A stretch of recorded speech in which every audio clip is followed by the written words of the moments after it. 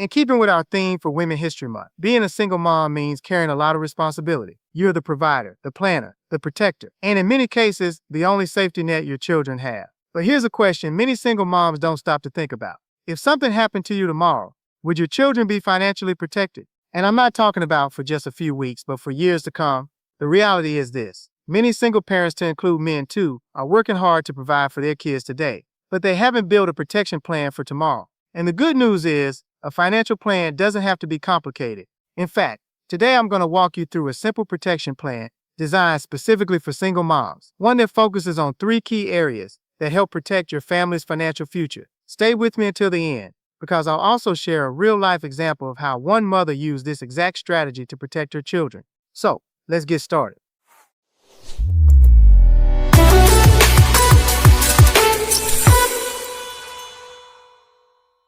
Let's begin with the first layer of protection every single parent should consider, and that is income protection with life insurance. If you're a single parent, your income is the engine that keeps your household running. It pays the rent, mortgage, groceries, and keeps the lights on.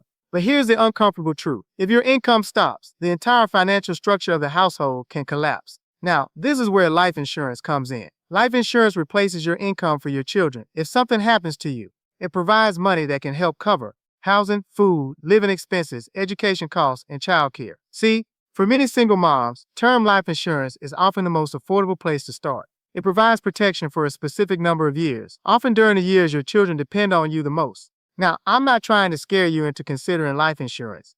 This isn't about fear-mongering. It's about making sure your children have a chance at stability, even if you're not there. Now, once income protection is in place, the next step is making sure your children actually receive and that the money is managed properly, which leads me to a very important factor, naming the right guardian and beneficiary. This is something many parents overlook. If you have life insurance or any financial assets, you should clearly name a guardian for your children and a trusted person to manage the money for them. Why? Because minors cannot legally control large sums of money. Without proper planning, the courts may decide who manages those funds. Many parents choose a trusted family member or close friend to oversee the money until the children reach adulthood. Some families also use a simple trust structure, so the funds are distributed responsibly over time.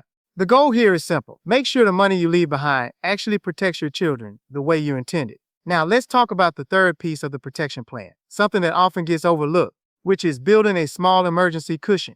I get it, you say, Jay, come on. In this economy and my income, it's hard enough to save money as it is. And I understand.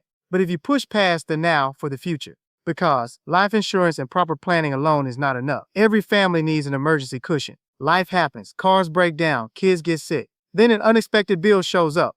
Having even a small emergency fund can prevent financial stress from turning into a crisis. It doesn't have to be huge. Many financial planners recommend starting with 3 to 6 months of expenses. But the most important step is simply getting started. Saving a little at a time creates breathing room when life throws you a curveball. Now let me share a quick real-life example that brings all of this together. I worked with a single mother who had 2 young children. She was doing everything right, working hard, paying bills, and making sure her kids had what they needed. But when we sat down to review her finances, she realized something important. If something happened to her, her children didn't have a financial safety net. So we built a simple plan. We started with an affordable term life policy to protect her income, roughly about $20 a month for a $100,000 policy. Then we updated her beneficiaries and named a trusted family member to manage the funds if needed. And finally, she began building a small emergency fund, even if it was just a little at a time, and that was $35 a week. She later told me something I'll never forget. She said, I finally feel like I have my feet on the ground when it comes to protecting my kids, even if I'm not here to see them become adults. She felt that having some sense of peace of mind meant a lot going forward. And that brings us to the bigger takeaway. Being a single mom means carrying a lot on your shoulders, but protecting your family financially doesn't have to be complicated. A simple protection plan often includes just 3 things. Number 1, income protection with life insurance. Number 2, clear guardianship and beneficiaries. And number 3, have an emergency cushion for unexpected events. These small steps can make a powerful difference in your children's future, because at the end of the day, protection isn't just about money. It's about making sure the people you love are cared for no matter what happens. Now, if this content was helpful, please place a thumbs up in the comment section. This engagement really helps with the algorithm to push this content out to new viewers. Also, word of mouth is good too. So please share this content with someone who may benefit from this topic. Then, check out my video library. I have information on home, auto, business, specialty insurance, and retirement planning. With all this being said, please subscribe to my channel and help me get to 1,000 subscribers. But don't stop here. Check out my next video on your left for more insurance and financial tips. And as I like to say, call Jay today.